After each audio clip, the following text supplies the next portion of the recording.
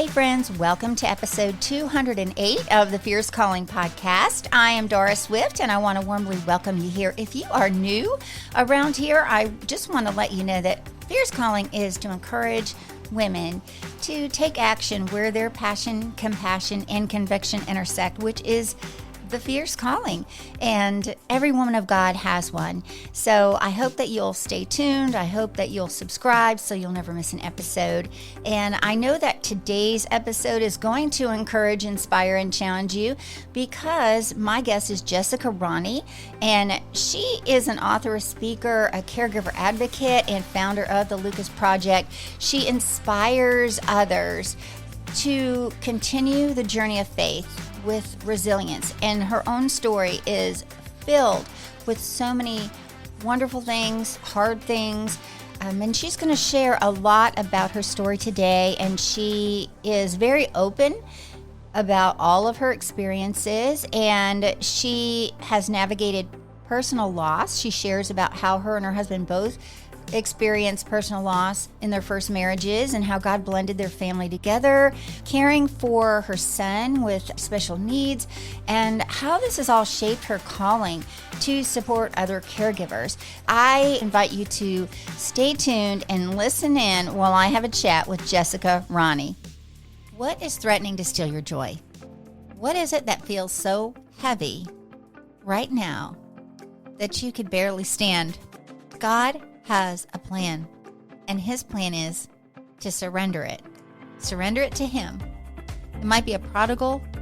It might be a relationship, a marriage, something with your job. So many things. We have so many amazing blessings, but there are so many things in our life that threaten to steal our joy. I'm Doris Swift, author of the award-winning 6-week Bible study, Surrender the Joy Stealers, Rediscover the Jesus Joy in You. And it helps women rediscover the overflowing, ever-present Jesus joy within that fills, empowers, and ripens the fruit that God produces in our lives. Using personal and biblical stories, I share how you can identify your joy stealers, surrender them to God, reawaken the joy within, and share the joy with others. You can do it on your own or with a group. Check it out, friends. Surrender the Joy Stealers. Rediscover the Jesus Joy in You. It's available on all the online retailers. It's time to take your joy back. Welcome back to the show. Today, I am excited to welcome my friend, Jessica Ronne. She is an author, a speaker, a podcast host of the podcast Coffee with Caregivers, associate producer of the Unseen documentary, which I would love to hear more about, and I know you would too. And she's a caregiver advocate. She's the founder and executive director of the Lucas Project, which is a nonprofit dedicated to serving parent caregivers with recognition, respite, and resources, which is so needed. And she is a wife and a mama in a exciting blended family with 8 kids. And we just want to hear more about how God has been working in your life. Welcome to the show. Yeah, thanks for having me. I'm excited to be here. Yeah, this has been great. And I know there's so many things that we could go and share about your story that you could encourage the listener with. So I will just ask where you are taking action, where your passion, compassion, and conviction intersect, Jess. Goodness, that's a big question. You can break it down. Where am I taking action? I'm taking action in all kinds of different spheres these days. Still very much so in the caregiver advocacy space. I am, like you mentioned, the founder of the Lucas Project, and we are still coming up with programs and different areas to support parent caregivers in that regard. Still writing books, still speaking a lot nationally, and hosting the podcast Coffee with Caregivers, and really just kind of trying to simplify my life too, since we did end up creating a group home for our son, Lucas. And he moved into that group home about a year ago. And I find I have a lot more space on my hands now, a lot more time, because I'm not his primary caregiver anymore. There's absolutely still a lot of micromanaging that has to be accomplished from afar, but he now has new primary caregivers. And I find myself leaning more into the space of helping families create solutions for their loved ones because it is a national crisis. And we are creating a new documentary called Uncertain, which will explore that housing crisis for disabled adults and their families. And I've started a coaching service so that I can partner with families to help them create solutions as well. Wow, that is fantastic and so beautiful, and very encouraging because that is a challenge for families. I know I have had several guests on the show who have who who are or were caregivers, and there are a lot of moms that come on that have special needs children, and some of the things that they have concerns about is what happens when I'm no longer Mhm. here. How is this going to play out, because oftentimes other family may not be able to take on that caregiver role. So I love that you have these resources and how God has led you to create this group home and then now freed up time to help others in this journey that they're on. Mhm. And you have quite an extensive background. I know really God has been preparing you as a caregiver for I've heard you talk about how even growing up, you can look back and see that. Can you share a little bit about that? Yeah, it's interesting, as I've had some time to process since I haven't been Lucas's full-time caregiver anymore. I realized really I've been in a caregiving role for about 46 years of life. At 2 years old, my mom had twins. And there are, pictures of little 2-year-old Jessica with her arms around her twin brothers helping out, so my mom could probably run to the bathroom or take a shower or Right. whatever. Um, and then I ultimately became the oldest of 12 children. So I've been sort of just in this caregiver role helping with siblings forever. And then going off to college, I became a nanny. And when I married my first husband, Jason, we decided to start a family very quickly, had Caleb. And then in 2004, we were excited to find out we were pregnant again with our second child, Lucas, who ended up experiencing a stroke in utero. And we were told there was very little hope, but he did survive. And spent 2 weeks in the NICU, underwent brain surgery at 1 day old, and is now turning, what is he? Turning 21 this August. Wow. And he has profound disabilities. He requires help in every aspect of life. He's nonverbal, he's incontinent, he needs help feeding, bathing, moving from one place to another. And so just looking at the scope of my life, and then a few years after Lucas was born, Jason, my first husband, was diagnosed with brain cancer. He went on to fight cancer for 3 years and ultimately received his healing in heaven in 2010. And that's when I found myself as a 33-year-old widow with 4 young children. And the story doesn't even really stop there. I went on to marry a widower who had 3 children, and then we had a child together, and now I'm a mom to 8 children. So my whole life has sort of encompassed this idea of caring for other individuals. Hmm. Yeah, it is definitely a fierce calling, that you have been walking in and how God has equipped and prepared you and actually continues to equip you as you go. Because as we know, if we were to say we're fully equipped for whatever God is calling us to, it's like, no, not yet, but he can do that as we go along. And I have your memoir actually, which we're talking about the caregiving book that came out more recently, but Sunlight Burning at Midnight is an excellent book, and it just really touches the heartstrings and so deeply as you are you have a beautiful way of expressing your story and just sharing in your artistry and creativity of writing, because you're also called to be an author. You have a lot going on. I but do. but yeah, so what is the spread of ages with the kids, all 8 kids? We know Lucas, he's going to be 21, right? Yeah, it's 22 down to 9. So Wow. and at one point in the year, we have like 3 sets of twins, is what we say, because one of Ryan's and one of mine are the same age. So yeah, it's never a dull moment. Yeah. also, I'm sure a lot of our listeners today have a blended family.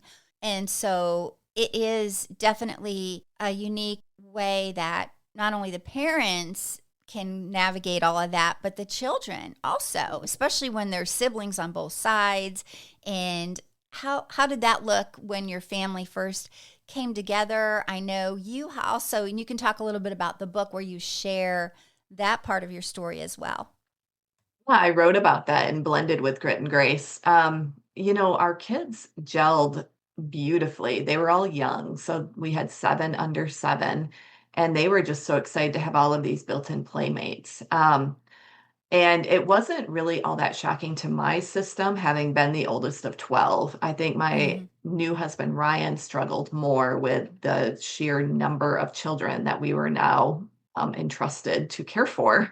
And I would say our difficulties really came more in our relationship with one another and navigating what is this going to look like, and really coming to an understanding that it was a marriage between the two of us, not the four of us, and meaning like our late spouses, because initially they were really sort of brought into everything. And we had to navigate what that was going to look like, and put some clear boundaries in place, and even some clear boundaries in what we were willing to share with one another. Because when we met, we really grieved together. We both lost our spouses to brain cancer and kind of used each other as therapists. And I would not suggest doing that. I would suggest finding a therapist for yourself and working through a lot of those emotions with somebody else, not necessarily somebody that you're newly married to, because it's a really tricky thing to navigate, grieving the loss of somebody you loved and were married to while falling in love with another individual. And so we learned a lot. We just celebrated our 14-year anniversary, and things aren't nearly as sensitive or triggering as they once were. But yeah, those early years, there was just a lot of issues to navigate that nobody tells you about. Like, you just have no idea how triggering it can be to even have your husband bring all these new decorations into your home that you're like, I don't really like these decorations. Why are they in my Yeah. home? And nobody like tells you that these things are going to come up and they're going to trigger a lot of insecurities and a lot of questions. But we figured it out, and then we wrote a book about it.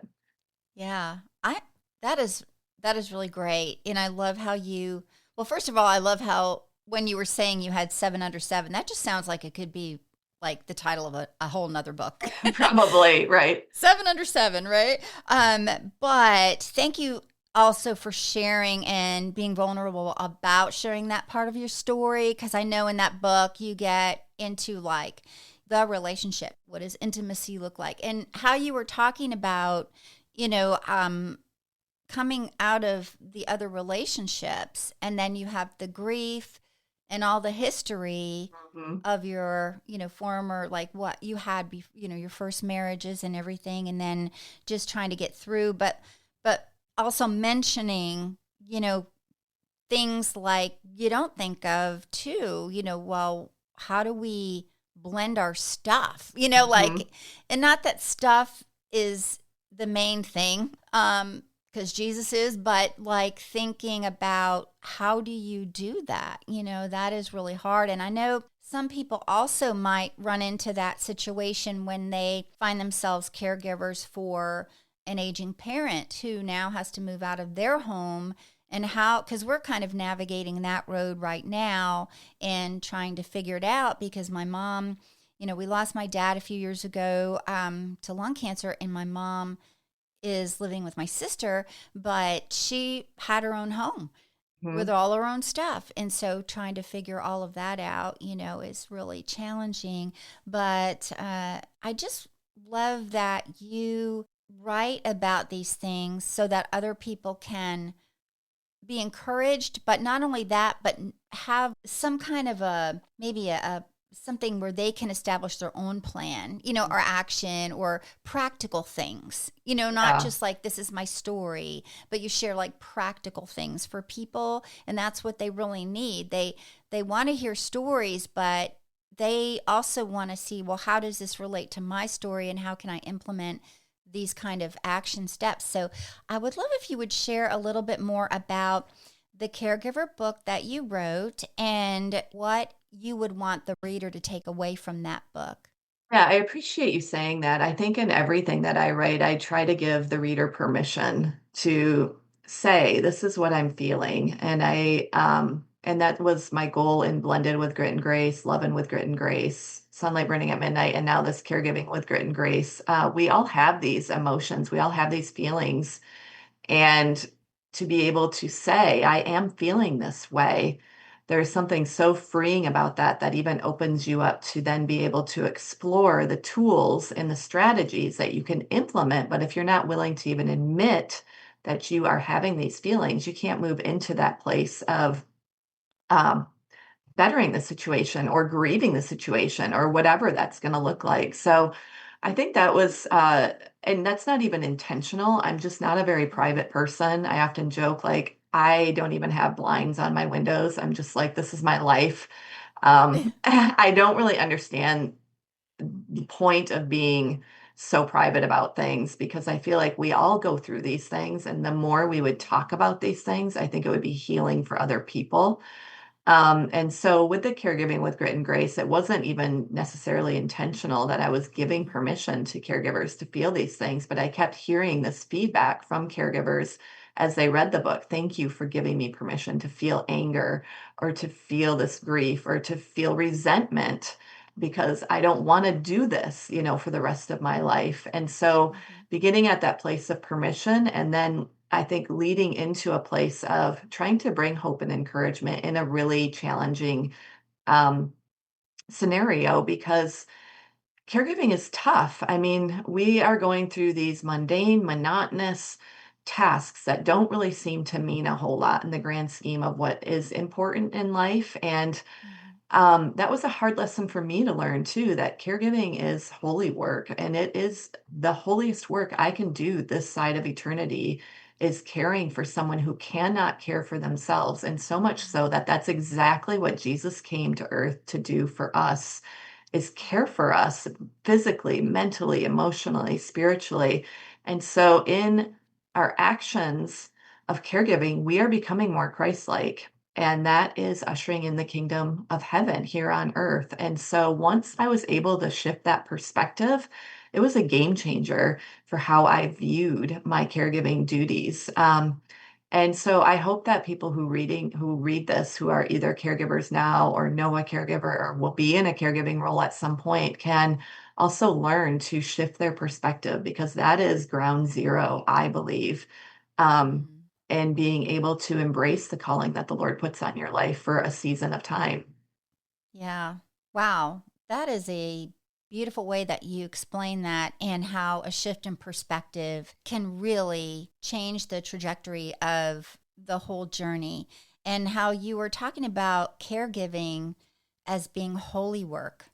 And I think really for sure that is going to encourage someone listening right now because when you're in the thick of it, sometimes you really can't or don't have the bandwidth to step back and look at the whole big picture of how is God, leading me in this or how can I glorify him and also partner with him in kingdom work Mhm. as I care for this person or people who have been fearfully and wonderfully made in his image. And it is a high calling and a holy work. So, thank you for sharing about that. And if you could also share a little bit more about the Lucas Project, like how did that come about? I know it can't.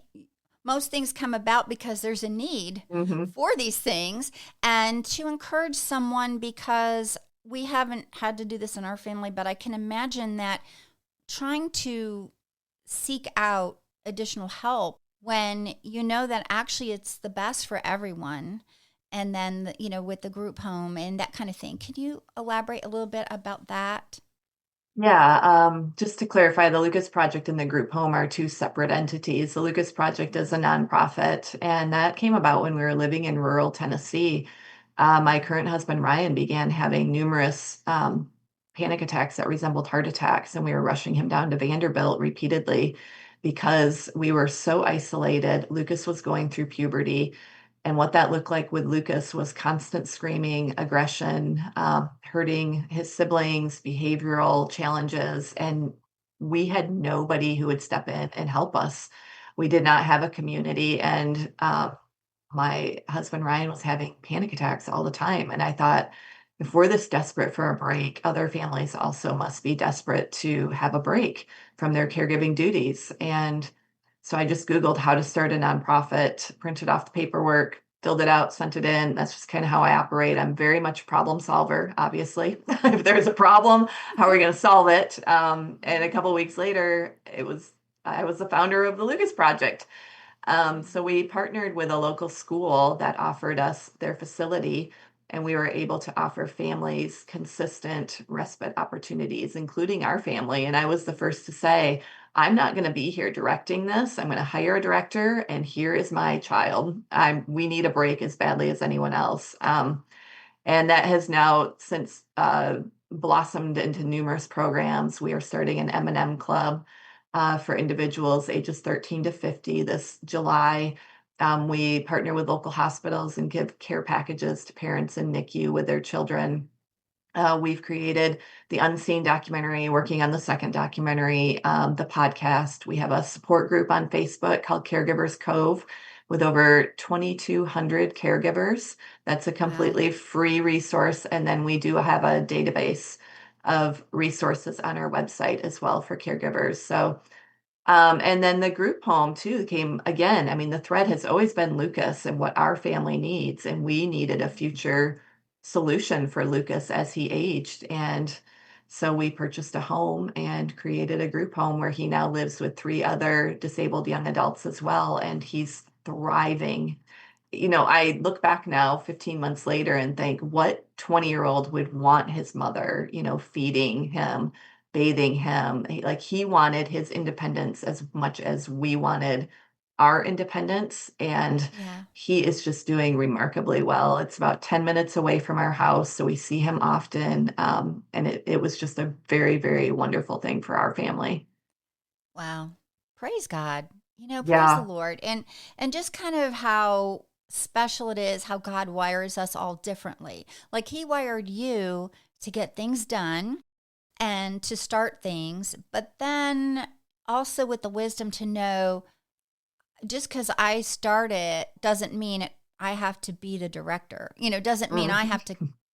be in control of everything. And I think that's sometimes hard when we really try to keep control of everything. And, that's just not healthy for anyone, really, to just because, God will lead people to help and come around, like it says in First Thessalonians 5:11 that we would encourage each other and lift each other up. And it's a support system based on the love of Christ and Mhm. just, how this has all come about. And the thing about the documentary, um, where would someone be able to find that? Like probably when you share about how they can connect with you, you'll have information on your website and everything. So, Yeah, they can go to my website, jessronne.com, or caregiverdoc.com is mm, the unseen documentary. And then the latest documentary is uncertaindoc.com. that's awesome.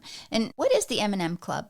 What is the M&M Club? That Yeah. is going to be a 3-hour club for disabled individuals ages 13 to 50. We've partnered with a local church here in West Michigan, and it's going to provide respite for their caregivers so they can come and hang out at the club, do activities. We'll do movies and crafts and activities and sports, and their parents or caregivers can take a 3-hour break and just, exhale for a couple of hours.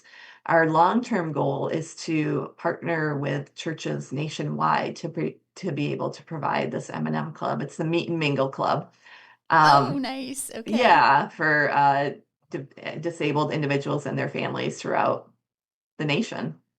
Wonderful. Meet and mingle. And it's meeting the need of both the caregiver and those who are in the club because they Hmm. need to meet and mingle, Yeah, they need purpose and and meaning and yeah, right, fun activities that they can be a part of. And so yeah, it's yeah. it's kind of dual purposed. I think that's beautiful. And then, Of course, you share about the season when you were Lucas's primary caregiver, and now he is in a place where he's thriving. And like you said, someone that gets, a little older would probably doesn't want their mom, to Hmm. keep doing those things. So now you can be his mom. Like, Yeah, that's exactly. who And you that's are, the his mom. beauty. I can go and there isn't any resentment tied to it anymore. Towards those final years of him living at home, there was a lot of resentment because he required so much care as he aged and grew stronger. And I'm getting older as well. And now I can just show up and be his mom and just hang out with him. I don't, Yeah. if he needs a bath or something, here you go. He wants a Yeah. bath. That is so precious. Like you were talking about how every family needs some type of Hmm. break and can just take a breath, and that makes them refreshed more to continue on what they need to do. And just seeing the common threads, even though all the different stories are unique in many ways, there's common threads in all the stories. And so thank you again for bringing up that it is important to name what it is we're feeling or what we're going through, and the fact that the resentment just kind of comes that way. Like, you don't purposely want to feel resentful of anything. It's just how it kind of plays out, but that it's okay that you have that feeling. It doesn't make you a bad person or that you're not a good caregiver or that you don't love someone. It's just challenging. Hmm. And to be able to say that without, because that would be then tied to guilt and that kind of thing. So this is very freeing for a caregiver to search out and explore the resources that you have and read your books, and it's cool to read them all, of course. I hope so. So Right. yeah, because it's all kind of flows together. Hmm. The story of how God has unfolded all of those things, and maybe someone listening right now isn't called to start a nonprofit, but maybe they can partner with someone who already has a nonprofit or a project or a program or volunteer, somewhere. And that gives everyone a sense of purpose and love, and that they can be a support in some way. Because sometimes people just don't know what to do. Do you Yeah. find that too? Oh, yeah, absolutely. And Yeah. Yeah. I think a lot of that is tied to the thought process of, are they going to expect me to stay with the disabled child or the parent with Alzheimer's, the fear of the unknown? And I would just say to anybody, no, there's no expectation that you necessarily stay with that person or provide respite for that person. But if you could even bring a meal or put some, gift cards in the mailbox or do some yard work or some cleaning, like as caregivers, we have really long to-do lists. And if you can take a few of those things off of our to-do list, that's extremely helpful. Great advice and wisdom there, because sometimes people just don't know what they can do, and then they don't know what to say. And Hmm. so just like listen, I think just listening is Yeah. helpful, right? And have somebody be able to share their heart and listen, give them an opportunity to just talk things out. But I love how earlier in the show you highly recommended that people don't, in the caregiving situation, but also like when there's loss, things like that, not to expect that your spouse would be a counselor, or that Hmm. you would have to do that, but to seek someone who is trained in that area and someone outside of the situation that can help to bring some encouragement and some clarity Hmm. to the situation, and to give tools and practical steps. So I love that you brought that out, because oftentimes people don't even want to go to a counselor because they feel like that is like a weakness or something. But no, I mean, when we're weak, we're strong, and God leads us to people, godly people who He has trained and has called to do that and help people. So I love that you brought that up. And so if you have any last bit of encouragement that you feel like you want to share with whoever's listening right now, and then if you could share also with the listener again how they can connect with you and reach out and find your books and your resources and your podcast and all the things. Sure. For anyone who's not a caregiver listening, but you would want to help caregivers, just going back to, you know, offering something. And I would just say too, don't even leave it open-ended, because as caregivers, we're so good at pretending like we're fine, but we're really not. So even if you're going to offer a meal, make it something like, hey, I'm going to bring you a meal on Wednesday night. Do you prefer lasagna or tacos? I'll leave it on your front door, or on your front porch, so you don't even have to answer the door. And that is such a boost to our Mm. spirits, and it's so helpful too, just to have some of those daily things taken care of. And then any caregivers who are listening, I would just really encourage you to try to stay present. As caregivers, I think we focus so much on the past and the shame and the guilt. If I, would have done things differently, maybe my child wouldn't be disabled, or my loved one wouldn't have cancer. Or we focus on the future and all these what if scenarios. What if my loved one dies? What if there's never a group home for my child? And focusing so much energy on the past or the future, we fail to stay present. And that's the present is where the joy is found, and that's where the Lord is found. It's only in each and every present moment that we're blessed to have with our loved ones. So just trying to like recenter when you find yourself spiraling in either the past or the future, and coming back to the present. And even just saying something like, Lord, just help me to stay present, because that's all that truly matters in this life. And then, yeah, all the places you can find me. The Lucas Project is at thelucasproject.org. I'm at jessronne.com. I'm on Facebook at Jess Ronne Official. I'm on Instagram, Jess plus the mess. Uh-huh. And I think that's about it. Nice. Well, thank you for sharing all that. And especially too, when you shared how to go about in helping someone, because it could be really applicable in any hard season, where you want to reach out to Mm-hmm. someone and help if they're going through something. Maybe they have had an illness in the family, or maybe they just, like in our situation, our house is flooded twice, and things like that. Like, people are like, what can we do? But instead of just saying, let me know if you need blah, blah, blah, because they're not going to ever tell Nobody's you going to that. do that. And let me know what Nobody's you going can to do do that. too. We're not going to let you know. Yeah. So don't leave it Yeah. open-ended. Hey, we're bringing a church crew over Saturday to do some yard work. Can you text me a list of what you want done? We'll get it done for Yeah. you, type of thing. Um, Nice. yeah, That's it perfect. just has to, don't leave it open-ended. Yeah, Like, and that's great in how you said, do you want tacos or lasagna? Like, just give them easy choices, right. because oftentimes people don't even know what they need. Like, it's overwhelming just to try to say, like, well, what do you need right now? It's like, oh, I don't even know, Mm-hmm. I don't know what I need. But if you just say, I want to bring a meal, and what do you want, this or this? It's like, oh, okay, how about that? It Right. makes it a little easier and not overwhelming for the person receiving too. So I love that so much. And so, those of you who are listening right now, I know that you have been encouraged.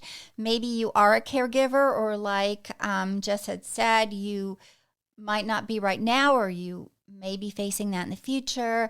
You know someone that's going through that, and to just point them to Jess's resources and check it out yourself. And Jess, thank you so much for being on the show. This has been really just such a rich conversation, and so needed, because it really touches a lot of lives right now. So thank you so much for being on. Oh, thank you. And I hope to have you back on, because I know you're going to do more things and write more books. And Yeah, I have a few. I so, have a few in the docket. But oh, yeah, wow. yeah. Wowee. So that's really encouraging too, for someone who really feels like their plate is full. But just because you have a full plate doesn't mean you can't have a full heart. And God will help carve out time to whatever it is that He's calling you to do. And there might be things that He calls you to lay down, and then things to pick up. And Yeah. it might just change in different seasons that you're in.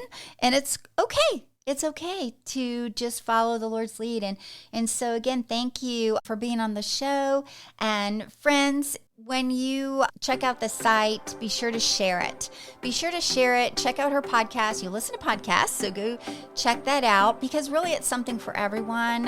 Don't just feel like this is only for a certain niche of people. This is really encouraging for everyone because it can be applicable to all of our lives. So, friends, I hope you'll join me next time when I talk with another guest who's taking action where their passion, compassion, and conviction intersect. Until then, friends, have a blessed week, and I'll talk to you soon.